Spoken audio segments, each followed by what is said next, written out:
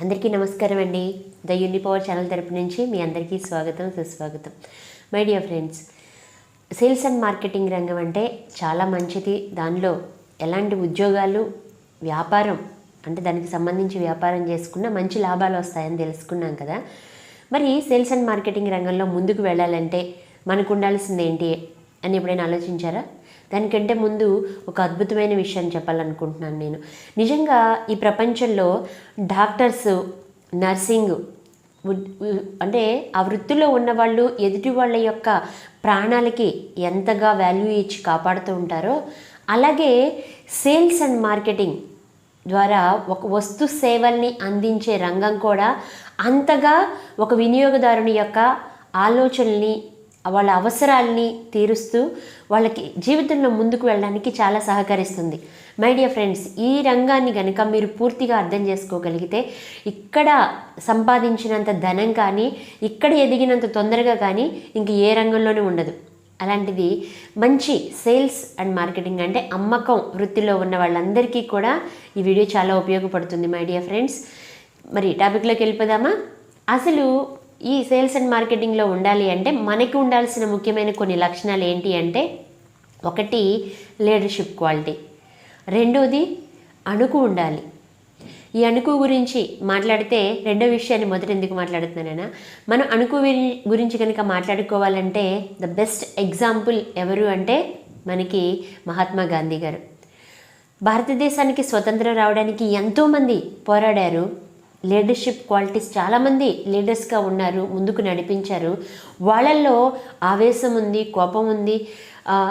ఎందుకంటే మనల్ని మన దేశంలో మన మీద పెత్తనం చెలాయిస్తూ మనల్ని బానిసలుగా చూస్తుంటే ఎవరికైనా ఉంటుంది. కానీ అప్పటికే అధికారం వాళ్ళ చేతుల్లో ఉన్నప్పుడు వాళ్ళ దగ్గర నుంచి మన స్వతంత్రం తీసుకోవడానికి అణుకువగా ఉండి సాత్వికుల్లా ఉంటే చాలా ఉపయోగం ఉంటుంది అని గాంధీ గారు గ్రహించి ముందుకు తీసుకువెళ్ళారు. అంటే గాంధీ గారు ఒక్కళ్ళే స్వతంత్రం తీసుకురావడానికి కారణమా, మిగిలిన వాళ్ళు ఎవరు కాదా అని మీరు నన్ను మళ్ళీ క్రిటిసైజ్ చేయొద్దు.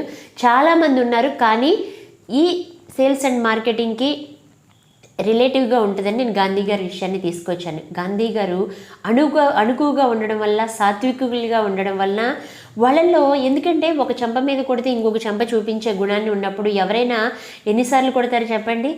అలాగే మనం ఒక కస్టమర్ మన దగ్గరికి వచ్చినప్పుడు వాళ్ళు కనుక అడిగే క్వశ్చన్లకి మనం ఇరిటేట్ అవ్వకుండా అణుకుగా ఉండగలిగితే, ఎందుకంటే వాళ్ళకంటే కూడా మనం సభ్యతా సంస్కారాల్లో ఎక్కువగా ఉండాలి అని ప్రతి వినియోగదారుడు ఎదురు చూస్తూ ఉంటాడు. ఎలా, మీరు ఒక ప్రోడక్ట్ని అమ్మేటప్పుడు మీరు అణుకుగా ఉండాలి అంటే వాళ్ళతో చాలా రెస్పెక్టివ్గా ఉండాలని వాళ్ళు ఎలా మాట్లాడినప్పటికీ కూడా మన సహనాన్ని మనం కోల్పోకూడదు, అంతా ఐ మెచ్యూర్డ్ పర్సన్స్గా ఉండాలని వాళ్ళు ఎక్స్పెక్ట్ చేస్తారు. కాబట్టి అణుకు అని మనం ముందుగానే అలవర్చుకోవాలి. వాళ్ళ వాయిస్ పెరిగినప్పటికీ కూడా మన వాయిస్ పెరగకుండా మనం చక్కగా లోనే నవ్వుతూ సిచ్యువేషన్కి తగ్గట్టుగా సాత్వికంగా ఉండేటట్లుగా చూసుకోవాలి. ఇంకా రెండో విషయానికి వచ్చేసరికి లీడర్షిప్ క్వాలిటీ. లీడర్షిప్ క్వాలిటీలో అసలు ఈ నాయకత్వం అంటే ఏంటి, నాయకత్వం గురించి అంటే ఒక లీడర్గా ఉండాలంటే ఈ పొలిటికల్గానో, లేకపోతే స్కూల్స్లోనో, కాలేజీల్లోనో, లేదు అంటే ఒక సీఈఓగానో, ఒక మంచి కంపెనీస్, ఇట్లాంటి విషయాల గురించి అందరూ ఆలోచిస్తారు. కానీ అసలు లీడర్ అంటే ప్రతి వ్యక్తి తన గురించి తాను ఉన్నతమైన ఆశయాల్ని సాధించడానికి ఏకాగ్రంగా అంటే కాన్సన్ట్రేషన్గా కృషి చేయడాన్ని నాయకత్వం అంటారు. అంతే. నాయకత్వం అంటే పెద్ద విషయమేమీ కాదు. ఒక ఉన్నతమైన ఆశయాన్ని పెట్టుకోవాలి. ఆ పెట్టుకున్న ఆశయానికి మనం కాన్సన్ట్రేషన్తో దాని మీద వర్క్ చేయాలి, అంతే. ఇంకొక విషయం ఏంటి అంటే, నాయకత్వానికి ఉన్న రెండో అర్థం ఏంటి అంటే, ఇది చేయలేను అనే పనికి నిజమైన అర్థం ప్రయత్నించకపోవడం అని తెలుసుకోవాలి. ఈ రెండు విషయాలు కనుక తెలుసుకున్నట్లయితే మనం లైఫ్లో ముందుకు వెళ్ళొచ్చు. మరి ఈ లీడర్షిప్ క్వాలిటీలో మనకి కొన్ని విషయాల గురించి ఈరోజు వీడియోలో చర్చిద్దాము. వుడ్రో విల్సన్ అనే అతను చెప్తారు అసలు లీడర్షిప్ క్వాలిటీ గురించి. ఏంటి అంటే, అంటే నువ్వు ఇక్కడ పుట్టడానికి గల ఒక కారణం ఉంది. ఆ కారణం ఏంటి? ఈ ప్రపంచాన్ని నువ్వు ముందుకు తీసుకెళ్ళడానికి, విస్తృతం చేయడానికి ఒక విజన్ని ఏర్పరిచి ఉత్సాహంతో పనిచేసి ఫలితాలను తీసుకురావడానికి నువ్వు డబ్బు సంపాదించడానికి మాత్రమే కాదు, ప్రపంచాన్ని ముందుకు తీసుకెళ్ళడానికి ఆ కారణం చేత నువ్వు ఇక్కడున్నావు. నీలో సృజనాత్మకత శక్తిని దానికోసం ఉపయోగించు అని చెప్తారు. అలాగే హెలెన్ కెల్లర్ ఒక మాట చెప్తుంది, విజన్ అనేది కనుక నీకు లేకపోతే అసలు ఈ చూపు అంటే భవిష్యత్ మీద నీకు దృష్టి అనేది లేనప్పుడు, ఆ విజన్ లేకపోతే ఈ విజన్ అవసరమే లేదని చెప్తారు హెలెన్ కెల్లర్ గారు. అలాంటి గొప్ప వ్యక్తులు నాయకులుగా ఉండి వాళ్ళ సంస్థల్ని చాలా ముందుకు తీసుకెళ్ళిన వ్యక్తులు వాళ్ళు చెప్పిన మాటలు మనం చక్కగా వినొచ్చు కదా, విని ఆచరిస్తే మనకి ఫలితాలు ఉంటాయి. అవును కదా. మరి నాయకత్వ లక్షణాలు ఎలా పెంపొందించుకోవాలి అంటే అందరూ చెప్పిన ఏకైక మార్గం ఏంటి అంటే మనకంటూ ఒక విజన్ ఉండాలి, మనమంటూ ఒక లక్ష్యాన్ని ఏర్పరచుకోవాలి.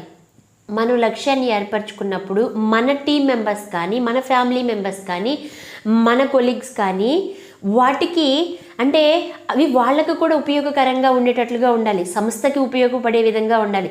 సంస్థ ఇచ్చే ప్రోడక్ట్ని ప్రపంచం విస్తృతం చేయడానికి, ప్రపంచాన్ని త్వరగా అభివృద్ధి చెందించడానికి, అంటే ఎక్కువ ఫలితాలు తీసుకోవడానికి, అంటే వినియోగదారులు ఎవరైతే ఉన్నారో ఆ వస్తువులు వాడుకునే వాళ్ళు అభివృద్ధి చెందడానికి, వాళ్ళ అవసరాల్ని తీర్చే విధంగా మన విజన్ని కనుక పెట్టుకుంటే ఆటోమేటిక్గా మిగిలినవన్నీ కూడా వచ్చేస్తూనే ఉంటాయి.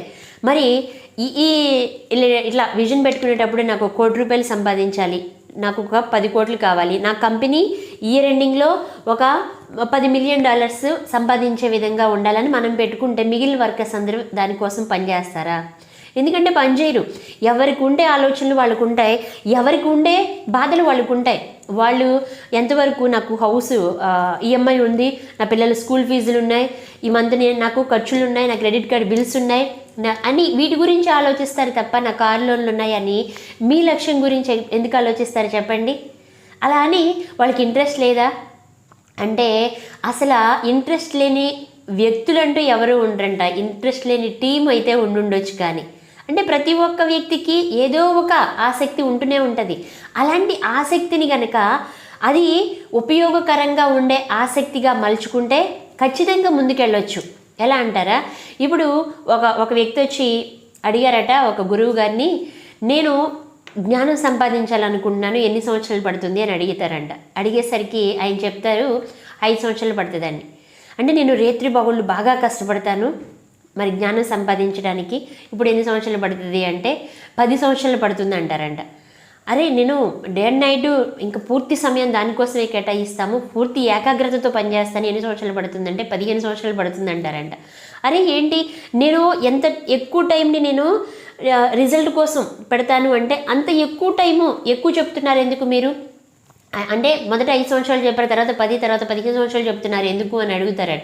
అంటే అతను చెప్తారు, అప్పుడు నువ్వు ఫలితాల మీద దృష్టి పెట్టినంతకాలం నీకు సమయం ఇంకా ఎక్కువ పడుతుంది. అదే నువ్వు సర్వీస్ మీద కనుక దృష్టి పెడితే నీకు తెలియకుండానే, అంటే నీకు ఎక్కువ సమయం పట్టకుండానే నీకు కావలసిన ఫలితాలన్నీ వస్తాయి.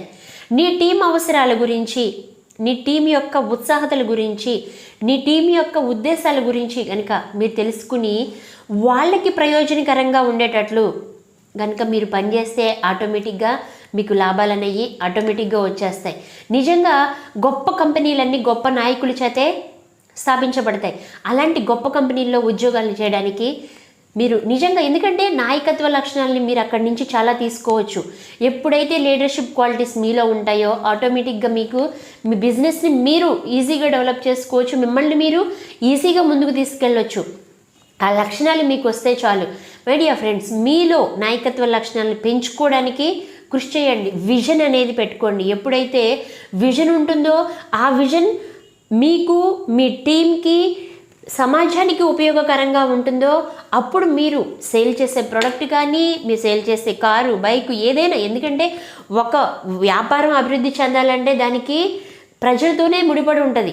వాళ్ళకి అవసరమైన దాన్ని, వాళ్ళకి అతి సమయాన్ని, వాళ్ళ యొక్క డబ్బుని ఆదా చేసే విధంగా కనుక మీరు వాళ్ళకి సరఫరా చేయగలిగితే, అలాగే మీ టీంకి మీరు మంచి ఫలితాలని ఇవ్వగలిగితే మీ బిజినెస్కి కానీ, మీరు చేస్తున్న ప్రొడక్ట్ సేల్స్కి కానీ ఎలాంటి అడ్డంకులు ఉండవు. మీరు డబ్బు ఊహించిన దానికంటే ఎక్కువ వస్తుంది. నాయకుడు అంటే అదే అంటారు, అసలు ఒక వ్యక్తి యొక్క ఉన్న ప్లేస్ నుంచి వాళ్ళు ఊహించని ప్లేస్కి తీసుకెళ్లే వ్యక్తినే నాయకుడు అంటారు. ప్రతి వ్యక్తి కూడా వ్యక్తిగత నాయకత్వం ఉండాలి, అలాగే టీం నాయకత్వం ఉండాలి. మొట్టమొదటిగా ఎవరైతే వ్యక్తిగతంగా వాళ్ళని వాళ్ళు ఉన్నత ఆశయాల కోసం ఏకాగ్రతతో పనిచేస్తారో వాళ్ళకి ఆటోమేటిక్గా నాయకత్వ లక్షణాలు ఉన్నట్లే. మీలో కనుక ఈ లక్షణాలు ఉంటే మీరు ఒక మంచి నాయకుడు, మీరు ఖచ్చితంగా ఒక మంచి టీంని బిల్డ్ చేసుకోగలుగుతారు. మై డియర్ ఫ్రెండ్స్, మీకు కనుక ఈ వీడియో నచ్చినట్లయితే లైక్ చేయండి, షేర్ చేయండి, కామెంట్ చేయండి. మీకు మరిన్ని వీడియోలు ఇవ్వాలని మేము మనస్ఫూర్తిగా కోరుకుంటున్నాం. మన ఛానల్ ఇంకా సబ్స్క్రైబ్ చేసుకోకపోతే సబ్స్క్రైబ్ చేసుకోండి. Thank you very much.